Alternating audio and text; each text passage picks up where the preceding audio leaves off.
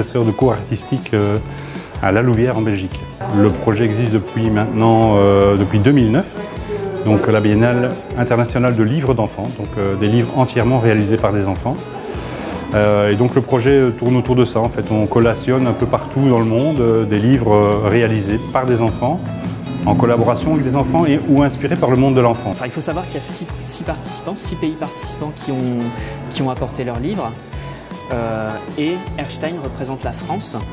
Donc Erstein par l'école municipale d'art plastique qui les a proposés, qui a travaillé tout au long de l'année dessus, qui a travaillé notamment sur un livre qui s'intitule Le navire volant, où il y a des images, différentes images. Donc les enfants nous ont fourni des dessins et par la suite on les a travaillés en images, on a travaillé avec eux et à la fin ça forme un livre. Il y a également eu des livres réalisés en linogravure, donc totalement à la main et par la suite imprimés en 30 exemplaires. Donc à chaque fois le but de cette exposition c'est aussi que chaque enfant reparte avec un livre, son livre, et que ça devienne sa création. Et je vais pouvoir organiser des visites guidées pour plusieurs écoles apparemment. Il y a pas mal de classes qui vont venir visiter l'exposition. Donc je vais leur expliquer un peu le concept.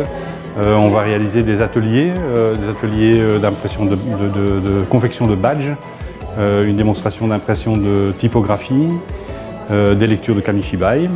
Alors il y a plusieurs ateliers qui sont proposés, notamment un atelier peinture au sol, où du coup sur le parking de l'inspection académique, les enfants vont dessiner par terre et ça doit créer une grande œuvre avec l'œuvre collective de tout le monde. Il y a également un atelier création de bateaux en papier qui se passe le dimanche.